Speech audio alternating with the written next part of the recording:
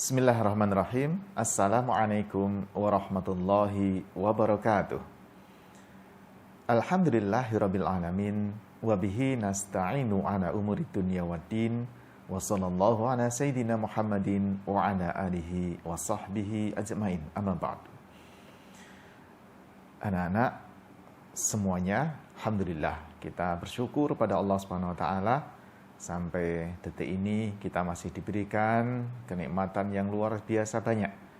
Apalagi di akhir bulan Ramadan, di 10 hari terakhir, kita masih diberi kesempatan untuk menjalankan ibadah puasa dan menjalankan ibadah-ibadah yang lainnya.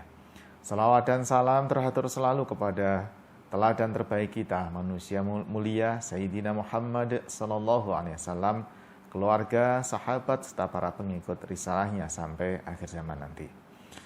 Nah, anakku semuanya, saya akan membahas tentang zakat, infak, dan sedekah. Sebelum masuk ke pembahasan, ada beberapa hal yang perlu saya sampaikan. Yang pertama, bahwa harta adalah pemberian Allah Subhanahu wa taala. Sebanyak apapun yang kita punya, sepintar apapun kita mencari, tapi pada hakikatnya semuanya adalah pemberian dari Allah Subhanahu wa taala. Karena Allah lah yang menyediakan, Allah lah yang menyiapkan modalitas untuk mendapatkan harta tersebut. Kemudian yang kedua, kita juga memahami bahwa manusia ditakdirkan untuk berbeda-beda dalam masalah harta. Ada yang berlebih, ada yang kekurangan, ada yang kaya, ada yang miskin, ada yang pas-pasan, ada yang sangat kaya, dan lain sebagainya.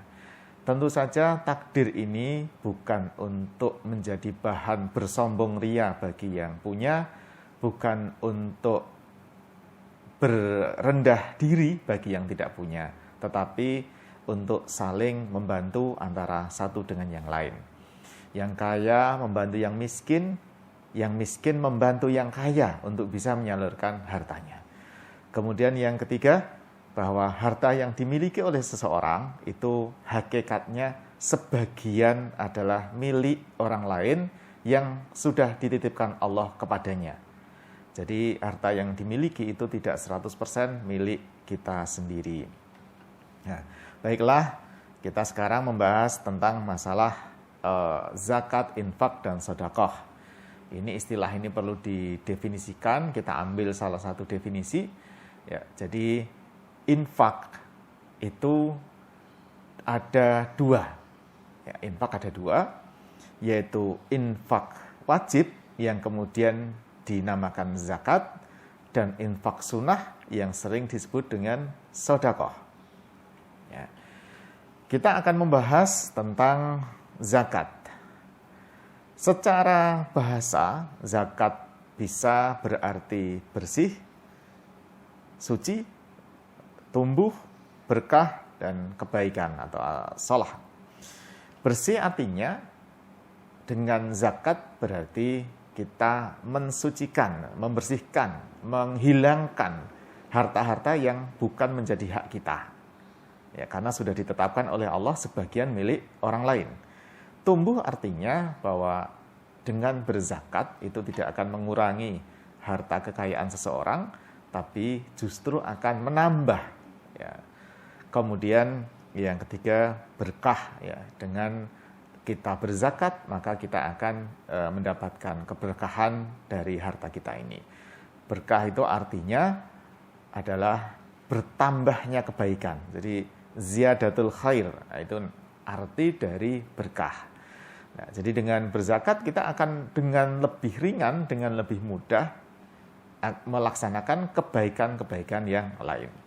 Kemudian juga bisa berarti as-salah atau baik. Ya, jadi dengan berzakat kita berharap akan mendapatkan banyak kebaikan, baik untuk diri kita maupun untuk orang lain. Secara definisi atau terminologi, zakat didefinisikan sebagai bagian tertentu dari harta yang wajib dikeluarkan oleh setiap muslim apabila telah mencapai syarat tertentu. Jadi definisinya bisa dijelaskan dari bagian tertentu, jadi zakat itu jumlahnya hanya tertentu, sudah ditentukan dari harta yang wajib, jadi hukumnya wajib, ya, wajib dikeluarkan oleh setiap muslim, tetapi kewajiban ini bersyarat, ya, jadi ada syarat tertentu. Nah, tentu pembahasan ini membutuhkan waktu yang panjang sehingga tidak dibahas pada kesempatan saat ini. Anak-anak semuanya, zakat dibagi menjadi dua. Yang pertama adalah zakatun nafs atau zakatul fitri, atau di tempat kita sering disebut dengan zakat fitrah. Kemudian yang kedua adalah zakatul mal atau zakat harta.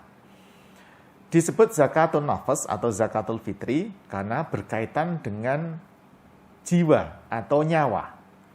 Sehingga seseorang muslim, ya, ini tidak mengenal umur, ya, setiap muslim yang mendapati atau menjumpai dua waktu, yaitu waktu Ramadan dan waktu Idul Fitri, maka dia wajib dikeluarkan zakat fitrah atau zakatun nafs, ya, zakat jiwa, zakat fitri.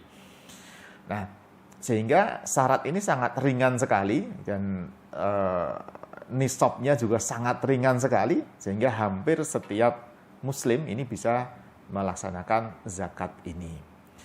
Kemudian yang kedua adalah zakatul mal atau zakat yang dinisbatkan atau dilekatkan kepada adanya harta. Jadi kalau tadi adanya nyawa, ini sekarang adanya harta.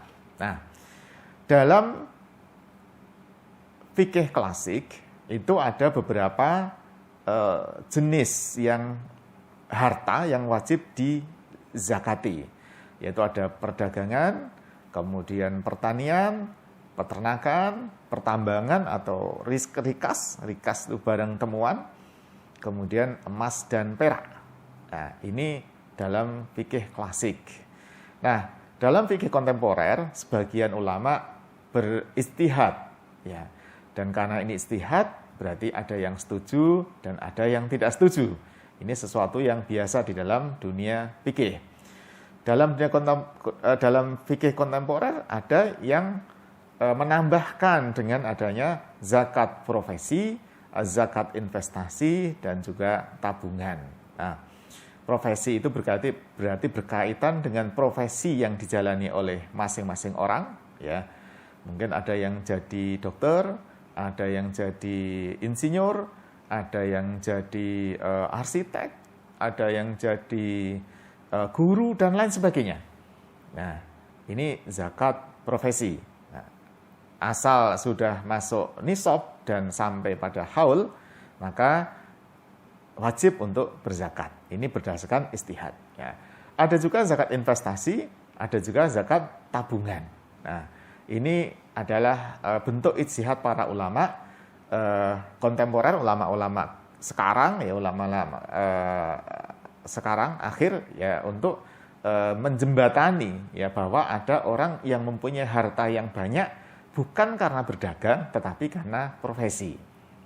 Nah, kemudian kita bisa mengambil hikmah dari zakat, ya. Ini ada beberapa yang saya sebutkan sedikit saja. Yang pertama adalah zakat adalah rukun Islam, ya. Sehingga kesempurnaan Islam seseorang terjadi ketika salah satunya ketika membayar zakat. Ya, rukun Islam kan ada 5. Kalau ada satu yang tidak tertunaikan, ya, berarti tidak sempurna. Kalau tertunaikan berarti sempurna. Ya, ini adalah zakat, karena zakat adalah rukun Islam. Jadi bagi siapapun yang sudah syaratnya terpenuhi, maka rukun Islam ini harus dijalankan agar keislaman kita sempurna. Kemudian zakat ini ibadah yang spesifik karena bernilai sosial. Ya, kalau kita sholat ini kan pribadi. Ya, kalau kita haji, walaupun biayanya besar, pribadi. Tetapi zakat ini berdimensi sosial. Ya, jadi kita memikirkan orang lain. Nah, itu tentang zakat. Ya. Kemudian yang kedua, adalah sodakoh. Ya, sodakoh adalah infak sunnah gitu ya. Dari kata sidik, ya, sidik artinya benar. Artinya apa? Orang yang bersodakoh berarti orang yang keislamannya ini udah betul-betul gitu ya. Jadi membuktikan keislamannya dia.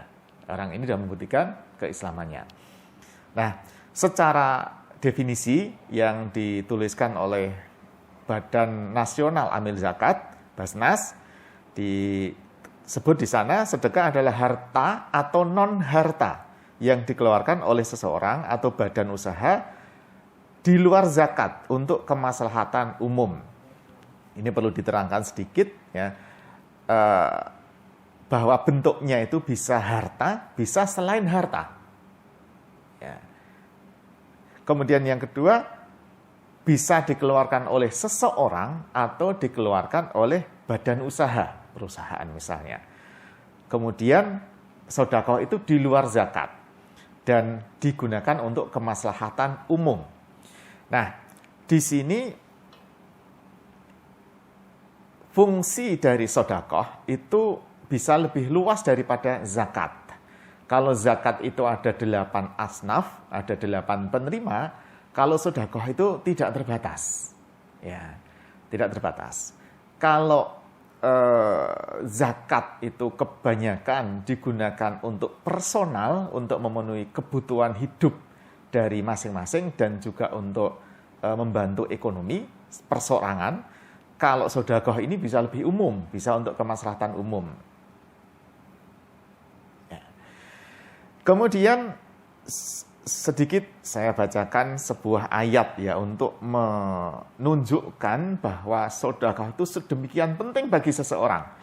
Dalam surat Al-Munafikun dikatakan wa anfiqu mimma razaqnakum min qabli ayyatiya ahadakumul maut fayaqula rabbi laula akhartani ila ajalin qarib fa saddaqa wa akum minas salihin. Dan belanjakanlah sebagian dari apa yang telah kami berikan kepadamu sebelum datang kematian kepada salah seorang di antara kamu.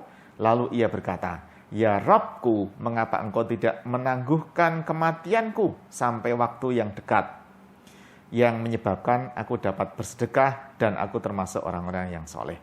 Jadi sedekah ini sedemikian penting bagi diri kita, bukan saja bagi orang lain, sampai orang yang mati pun itu menginginkan dihidupkan barang sebentar untuk bersedekah. Walaupun sedekah dalam ayat ini bermakna sangat luas, tetapi salah satunya adalah sedekah memberikan harta yang ia punyai untuk kepentingan umum.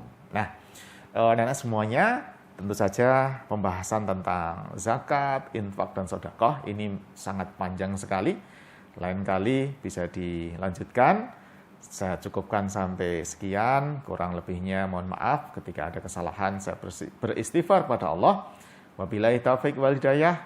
Wallahul muwaffiq ila aqwamit thoriq. Wassalamualaikum warahmatullahi wabarakatuh.